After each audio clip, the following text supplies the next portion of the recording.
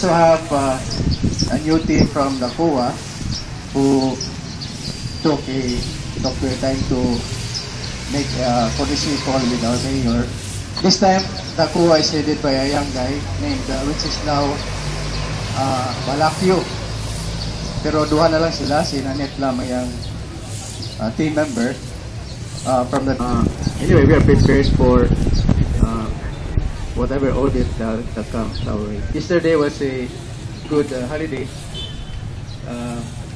After a year, I was able to play golf with our mayor. And I was amazed by the cleanliness and the beauty of our golf course.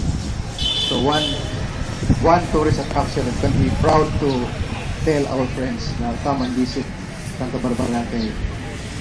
We have one of the best golf courses in the country. Did a little change, no? Ang pagsulod naman, kita naman ang record, ang public market natin, ang anang regular, or more or less an average na income every month ranges between 100 to 150,000 lang, no? After putting safety measures, simple man ang ginimo naman. After putting safety measures, do you know how much is the income of the market land? Every month, almost 500,000. That's every month, no? So we really have to make some refinements here, no? Gamay man lang ang ginimo natin, amuro ng pagtibuok ng income. So how much more if we refine everything? If not almost if not everything, I mean.